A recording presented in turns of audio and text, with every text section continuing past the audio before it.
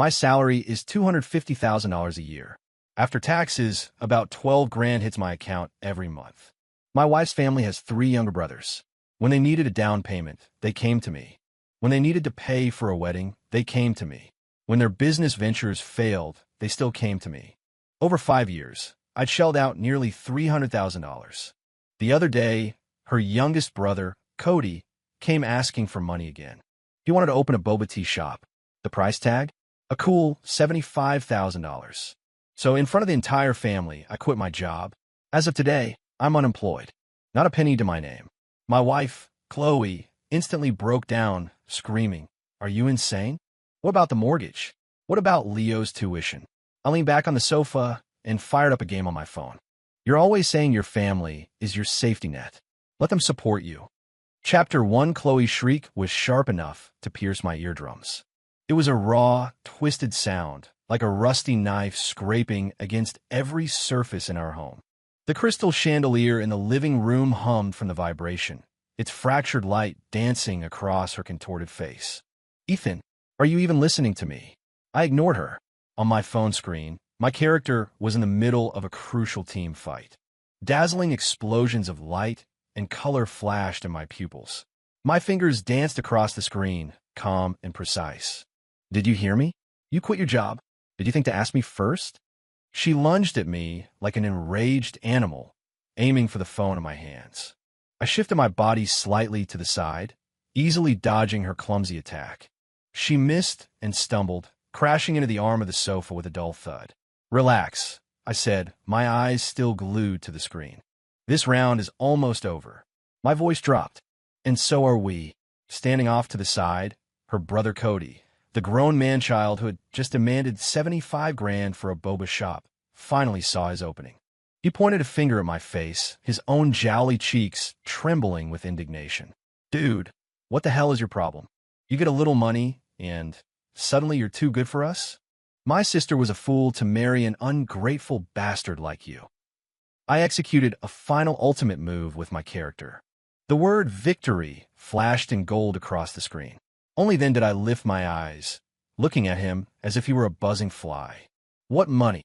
I pulled my lips into a cold, humorless smile. "Isn't all my money in the bottomless pits of your family?" Chloe's face turned a deep, blotchy red. Furious, she grabbed her phone, her fingers shaking so badly she could barely dial. The call connected, and her voice immediately shifted into a desperate, world-is-ending sob. "Mom, Ethan's lost his mind. He quit his job. He's trying to ruin us." Her mother's uniquely abrasive voice erupted from the speaker, loud, belligerent, and filled with the kind of combative energy you'd find at a street brawl. "That son of a bitch. He wouldn't dare. Tell him to get over here and get on his knees and apologize right now, or I'll skin him alive." I stood up from the sofa and walked over to Chloe. Her eyes widened in shock as I took the phone from her hand. Then, right in front of her, I pressed the end call button. The world went quiet. But that wasn't enough. I opened her contacts, found Mom, and tapped block. The motion was fluid, as if I'd rehearsed it 1,000 times. Chloe was completely stunned. She stared at me, her mouth hanging open wide enough to fit an egg, but no sound came out. 2 seconds later, the volcano erupted. Arg! She started throwing things. The remote from the coffee table, the pillows from the sofa, the decorative vase by the entryway. The sound of shattering porcelain mingled with her heart-wrenching sobs. "I can't live like this. Ethan, I want a divorce." I didn't give her a second glance. I turned and walked into the bedroom, the sounds of destruction and cursing at my back, my heart a dead, quiet sea. With a definitive click, I locked the door, sealing myself off from the chaos. I walked to the bed, bent down, and reached under the mattress. I pulled out a fully charged burner phone. Powering it on, the screen lit up, reflecting my emotionless face. I opened WhatsApp and found the pinned contact. "Dave." I sent him a message. Phase 1 complete. Chapter 2 the next day. Just as dawn was breaking, I was awakened by a thunderous pounding on the front door. My father-in-law, my mother-in-law, and their 3 precious sons, the whole crew was there.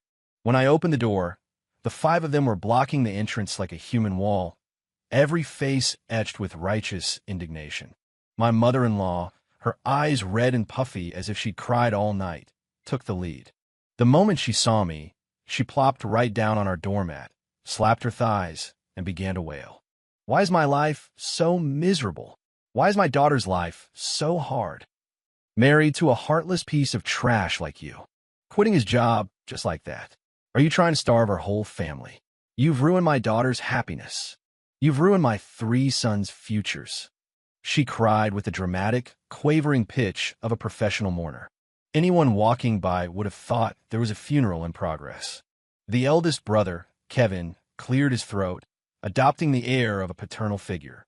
Ethan, look, a family is supposed to stick together. You're the most successful one in this family. It's only right that you carry a little more of the weight. The middle brother, Mark, just folded his arms, his eyes narrowed with suspicion.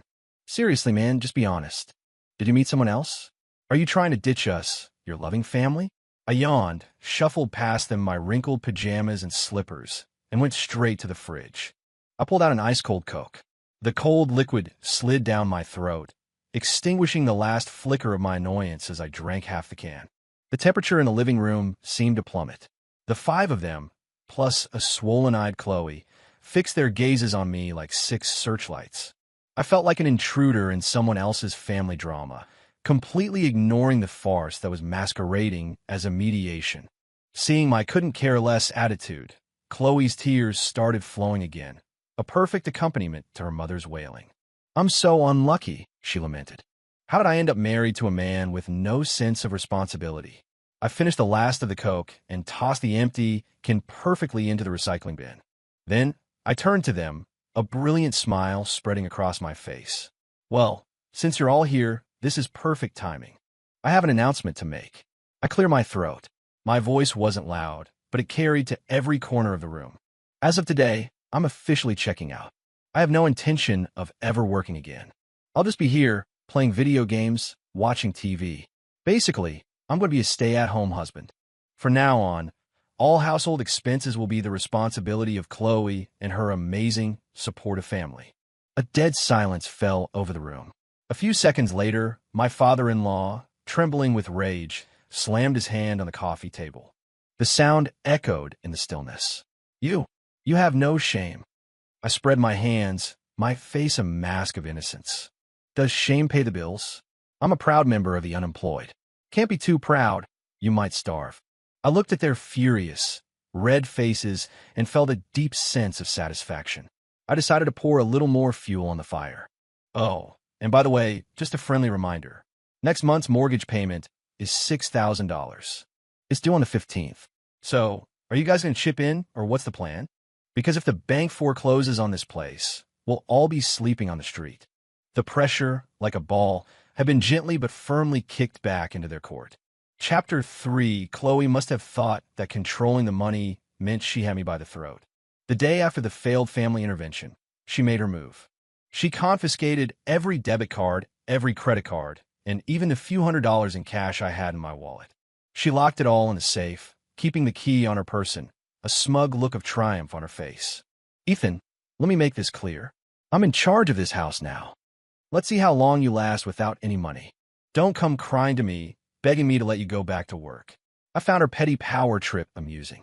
Without a word, I went back to the bedroom, opened my laptop, put on my headphones, and dove back into my game. For 3 straight days, I didn't leave the house. When I got hungry, I ordered food. When the delivery driver arrived, I just shout through the door, "Just leave it there. My wife will pay for it." At first, Chloe stood her ground and refused to pay. But delivery drivers can be persistent. He stood in the hallway arguing with her, his voice getting louder and louder. One demanding money, the other refusing. Our hallway started to sound like an open-air market. Doors creaked open down the hall as our neighbors peeked out, their eyes wide with curiosity. Finally, Chloe's pride couldn't take it anymore. Her face a mask of fury, she paid for the food. After the 3rd time, she got wise and decided to cut off my food supply entirely. On the 4th day, the delivery guy called my phone directly. "Sir, your wife says she's not home and can't pay. About this order." "Hang on." I hung up and walked out of the bedroom. Chloe was on the sofa with a face mask on, and she snorted triumphantly when she saw me. I ignored her and walked straight to her walk-in closet. A moment later, I emerged holding a bright orange box. The mask on Chloe's face nearly cracked. She shot up from the sofa. "Ethan, what are you doing? Why do you have my bag?" It was the Hermes bag I had gritted my teeth and bought for her birthday last year. It cost over $10,000 and was her ultimate symbol of status and vanity. Right in front of her, I took out my phone and snapped several pictures of the brand new bag, which she'd never even had the courage to take outside. Then, I expertly opened the RealReal app and started creating a new listing. "You're crazy. Don't you dare." She flew at me like a feral animal protecting its kill, trying to snatch the bag away. I sidestepped her easily, holding the bag high above her head. My voice was ice. "One bag for 1 month of living expenses. It's a fair trade. Or, you could call your precious baby brother right now and tell him to wire over the 75 grand he wants for his boba shop. The second the money hits my account, not only will I not sell this, I'll buy you another one." She froze, trembling with a rage she couldn't release. She was utterly speechless. Within minutes, a buyer on the app contacted me, arranging for a pickup in half an hour. 30 minutes later, the doorbell rang. Chloe watched, horrified, as I completed the transaction with a courier in white gloves. Cash for goods. Her eyes looked like they wanted to devour me whole. The sale was complete. A notification popped up on my phone. $8,500 deposited. Right in front of her, I opened a food delivery app again. Lobster thermidor, king crab legs, a dozen oysters. I ordered the most extravagant seafood feast I could find. When I paid, I made sure to add a generous $20 tip for the driver who had waited outside and argued with her. In the notes, I typed, "For the driver who had to argue for his pay." After completing the order, I turned the phone screen towards Chloe, making sure she could read every single word. She swayed on her feet, her face ashen. She had to grab the wall to keep from collapsing. Sometimes twisting the knife is far more effective than a physical blow. Chapter 4: When moral blackmail and financial blockades both failed, Chloe and her mother cooked up a truly venomous plan. They turned their sights on my 6-year-old son, Leo. I came out of the bedroom after a gaming session to find Leo crying on the sofa. Chloe and her mother were flanking him, one on each side, engaged in a vivid brainwashing session. "Leo, sweetie, don't cry," my mother-in-law said, wiping his tears with a rough hand. "Your daddy isn't a good daddy. He's lazy. He doesn't want to work, so his boss fired him." Chloe fanned the flames, her voice thick with fake tears. "Now he won't have any money. We can't buy you any more Legos, and you can't go to your piano lessons anymore. It's all Daddy's fault. He doesn't want us anymore." The child was terrified by their coordinated performance and started crying even harder. He saw me, slid off the sofa, and stumbled over, his little face streaked with tears. "Daddy, why don't you work? My teacher says people who don't work aren't good." In that instant, I felt an invisible hand clench around my heart. A cold, murderous rage shot up from my chest and into my head.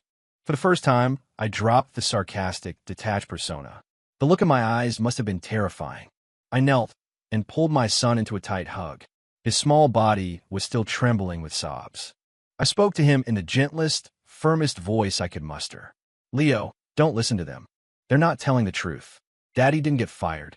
Daddy just needs to take a break for a little while. I love you, and I will never, ever leave you." After comforting my son, I slowly stood up, my gaze sweeping over the panicked faces of Chloe and her mother. I pulled my phone from my pocket and pressed play. A crystal-clear audio recording began to play. It was their entire conversation, every word they had used to manipulate my son and slander me. "That's right, just tell him that. Say Daddy is lazy, he got fired, and now there's no money for toys. Make him resent his father, make him beg his father to go back to work." The color drained from their faces, shifting from red to white to a deathly gray. I walked up to Chloe, my voice low and menacing, a warning from the depths. "Our problems are our problems. We can fight all we want, but you will not drag our son into this." That is my line. My eyes were like two sharp knives, stabbing straight into hers. If there is a next time, you will never see him again. I turned away from them without another word, pulled out my other phone, and dialed my father. "Dad, can you and Mom come over tomorrow? I need you to take Leo for a while." Chloe, as if snapping out of a trance, shrieked, trying to stop me. "Ethan, you can't take my son away from me." I turned back, pinning her with that ice-cold glare. All her protests died in her throat. She froze where she stood, not daring to move another inch. Chapter 5. When gentle persuasion fails, you turn to force. Chloe's simple-minded youngest brother, Cody, after being repeatedly shut down, finally resorted to his last pathetic trick. He got a couple of his buddies to block my front door. One guy had a full sleeve tattoo. The other had a shaved head and a face full of angry muscle. They were clearly not the debating type. They leaned against the doorframe, cigarettes dangling from their lips, and gave me a threatening once-over. "Heard you've been acting like a real tough guy lately," Sleeve Tattoo said, blowing a cloud of smoke in my face. "My boy Cody here says you need to get your ass back to work and make some money. Don't be a damn fool." I remained calmly seated on the living room sofa, one leg crossed over the other. I was holding my phone. The screen was dark, but a small red light on the side was blinking steadily. Video recording on. Seeing that I was unfazed, Cody felt he was losing face in front of his friends. He stormed toward me, his face red with anger. "Ethan, are you freaking deaf?" He shoved me hard. I went with the momentum, throwing myself backward with theatrical flair. My back accidentally slammed into the glass coffee table. Thump! I let out a blood-curdling scream worthy of an opera singer. "Help! I'm being robbed. They're trying to kill me." I clutched my forehead, and bright red liquid gushed from between my fingers. It was a packet of ketchup I'd picked up at the grocery store yesterday. Cody and his two friends were dumbstruck. They had probably never encountered this level of shameless theatrics before. I didn't give them time to react. I grabbed my other phone off the table and, with lightning speed, dialed 911. 911, what's your emergency? Help! Someone's broken into my house. They're robbing me. They hit me. I yelled, my voice filled with panic and weakness. I'm bleeding everywhere. I think I'm going to pass out. The address is... I deserve an Oscar for that performance. The police arrived quickly. When they took in the grisly scene, me unconscious on the floor with a bloody forehead and three menacing-looking thugs standing over me, they immediately took control. Nobody move. Hands up. Get on the ground.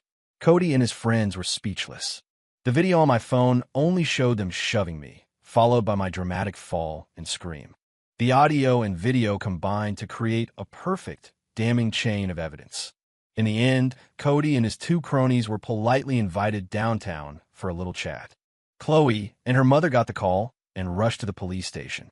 It took a lot of groveling apologies and several $1,000s to cover my medical bills and emotional distress before the police finally let them go. After that little episode, Cody finally learned his lesson. When he looked at me now, there was a new emotion mixed in with the hatred, fear, fighting fire with fire, countering shamelessness with shamelessness. The results were spectacular. Chapter 6. Chloe's family, like a toothless tiger, finally quieted down. But they obviously weren't ready to admit defeat. After nearly a month of failed tactics, they decided to play their trump card, the money in our joint savings account. I had opened that account before we were married. I always kept a healthy emergency fund in it, just in case. After we got married, in a foolish gesture of trust, I added Chloe's name to it. Looking back, it was an incredibly stupid move. That afternoon, Chloe left the house with the joint bank card in her hand, a strut of confidence in her step. She probably thought that once she had that money, she would regain control of the entire situation. An hour later, my phone rang. It was her. Her voice was shrill, laced with pure, unadulterated rage. "Ethan, what did you do to the card? The pin isn't working." I was lying in bed, slowly turning the page of a book. "Oh, that card," I said, my tone casual, as if discussing the weather. "I was out getting groceries yesterday and decided the old pin felt unlucky. So I changed it." "You tried it 3 times? It's probably locked then. You'll have to go to the bank tomorrow to sort it out." I heard a scream on the other end, followed by heavy, ragged breathing. She hung up and rushed home. When she stormed through the door, she found me packing a backpack. A few changes of clothes, toiletries, my laptop. She paused, taking in the scene, and then a cold, triumphant smile spread across her face. "What's this? Can't take it anymore? Running away from home? I told you, you're nothing without me. Just admit you were wrong, go back to work, and this will all be over." I ignored her tirade. I zipped up the backpack and swung it over my shoulder. I walked right up to her, looking at the face that was now twisted with smug satisfaction. You're always saying your family is your greatest strength, your safety net, so you can have the house. You and your strong, supportive family can live here together. With that, I pulled out my phone, opened the banking app, and turned the screen towards her. It showed the transaction history of our joint account. 1 week ago, a single transfer of $75,000 was made out of the account. The current balance was displayed in big, bold numbers, $0. Chloe's eyes were glued to that zero, her pupils dilating in shock. The look of triumph on her face froze, then shattered. It was replaced by shock, then panic, then utter disbelief. She finally understood. My month of checking out wasn't an act of desperation. It was a carefully laid trap. I looked at her face, now as white as a sheet, and for the first time, I gave her a cold, almost cruel smile. The game is just getting started. Chapter 7, I moved out of that suffocating house. My new place was a quiet condo that my friend Dave had ready for me. It wasn't large, but it was peaceful. I wasn't running away, and I certainly wasn't homeless. I had simply changed my office location. The whole quitting my job story was an act from the very beginning. An elaborate play I had staged with my company's HR department and my direct supervisor, all for the benefit of Chloe and her family. I hadn't quit. I had accepted an internal promotion. I was being transferred to a newly formed core project team as the technical director. My salary had even increased by 20%. My work arrangement was also more flexible, allowing me to work remotely most of the time. The extended leave was simply to give me enough time to deal with the cancer in my family life. When Chloe discovered the joint account had been emptied, she lost her mind. She tried every possible way to contact me, but I had blocked her on all channels. She finally got a hold of one of my old colleagues and, after some probing, found out about my promotion. In that moment, her entire world collapsed. She rushed to Dave's condo building and stood outside like a madwoman, calling my phone over and over again. I stood at my window, looking down at her tiny, frantic figure on the street below, my face a blank mask. When I didn't answer her calls, she started bombarding my burner phone with messages. At first, they were filled with meek apologies and pleas for forgiveness. Honey, I was wrong. I was so wrong. Please come back, okay? It was all my mom's idea. I only care about you and Leo. When I didn't respond, her true colors bled through. The apologies turned to curses, the pleas to threats. Ethan, you bastard. You set me up. If you dare to divorce me, I'll take Leo and jump off this building. I looked at her hysterical messages with a profound sense of detachment. I calmly took a screenshot of every single one and saved it. These were the knives she was handing me, the ones I would use to cut her out of my life for good. When my in-laws learned the truth, they did a complete 180. One day, they were calling me a coward. The next, they were showing up at my parents' front door with armfuls of expensive gifts. They were hoping to use my parents to persuade me to come back. My dad chased them off the property with a broom.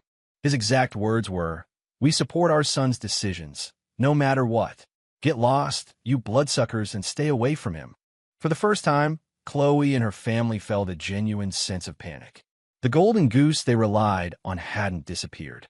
It had grown legs, run away, and was now coming back to settle the score. Chapter 8, a week after I moved out, I reached out to Chloe to meet.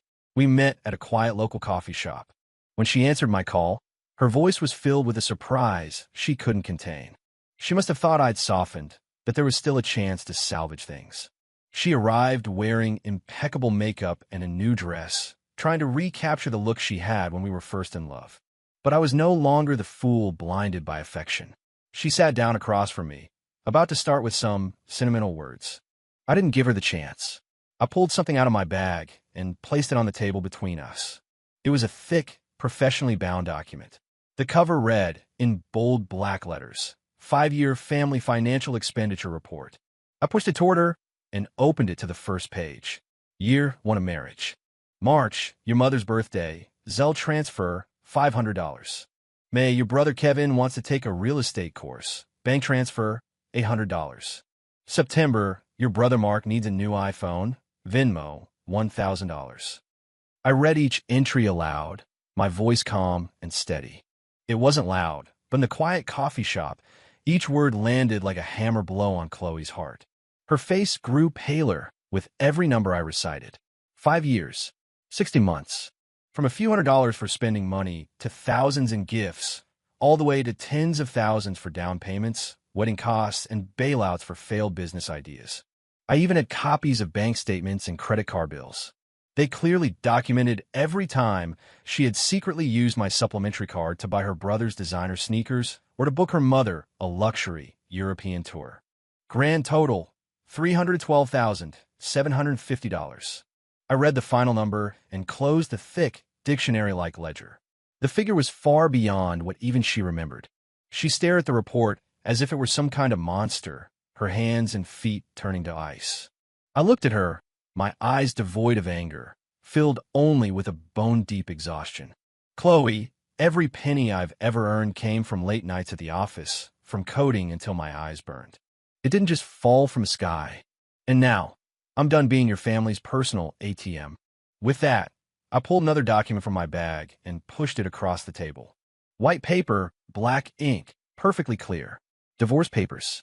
She stared at the words, her lips moving but unable to form a sound. That ledger was the final straw that broke the back of all her hopes. Chapter 9. Naturally, Chloe refused to sign. She cried, said she was wrong, swore she would change, and begged me for another chance. My mother-in-law, hearing the news, stormed over to my parents' house and threw herself on the floor, vowing that as long as she was breathing, we would never get divorced. I ignored it all. I hired a lawyer, sent an official legal notice, and prepared to take the matter to court. Seeing that her theatrics were having no effect, my mother-in-law, in a desperate, last-ditch effort to keep her golden goose, revealed a shocking secret. She gathered Chloe and her 2 older sons and, in front of all of them, tearfully confessed the truth. Chloe's most beloved brother, Cody, the one who wanted $75,000 for a boba shop, was not her biological brother. He was adopted 20-something years ago from a relative in their old hometown. The news hit the Davis family like a bomb. It wasn't just me. Chloe and her 2 biological brothers were utterly floored. My mother-in-law, through a torrent of tears and snot, explained that she had always felt she owed her adopted son, that she hadn't given him a proper start in life, and that's why she had spoiled him rotten for all these years. She gave him the best of everything, doted on him as if he were the most precious thing in the world. And the compensation for her guilt, of course, was endlessly extracted from me, the gullible son-in-law. She thought this sob story would win her sympathy, would make me soften my stance. She was wrong. Instead of being a bonding agent, the secret became the final blow that shattered the dysfunctional family. The 2 older brothers exploded. "Mom, what are you saying? Cody's adopted. So, for all these years, you've been playing favorites, giving the best of everything to an outsider? Or we chopped liver? No wonder. You only gave me $5,000 for my wedding, but you forced Ethan to cough up $20,000 for his. My business was about to go under, and you didn't lift a finger, but he wants to open a stupid boba shop, and you're willing to drive my sister's husband to the edge." The family imploded. The 2 biological sons and the mother who had shown a lifetime of favoritism erupted into a vicious argument, dredging up old resentments and flinging accusations at each other. Chloe was numb. She couldn't accept that the brother she had adored for over 2 decades shared no blood with her. And she had been nothing but a tool, a sacrifice her mother made to compensate her adopted son. I stood to the side, a cold spectator to the family meltdown fueled by greed and selfishness. It was all so pathetic, so tragically ironic. A family built on a foundation of lies and entitlement had only one possible fate: total collapse. Chapter 10. On the day of our court-ordered mediation, Chloe showed up with a lawyer of her own. Her demands were simple. She wanted to split our $1.1 million house down the middle, half of all the money in my accounts, full custody of our son, and for me to pay a substantial amount in child support. Her calculations were ambitious. Unfortunately for her, she was facing a man who had been preparing for this day for 5 years. My lawyers systematically presented our evidence to the judge and the mediator. First was the purchase agreement for the house and my personal bank statements. They proved that the entire $300,000 down payment came from my own premarital assets. Under Washington state law, That portion was my separate property. The mortgage payments we made during the marriage were community property and could be divided, but that would also mean Chloe was responsible for her half of the debt. Second was the thick ledger, the one detailing the $312,750 in gifts. My lawyer argued that this money was transferred by Chloe to her family without my knowledge or under duress.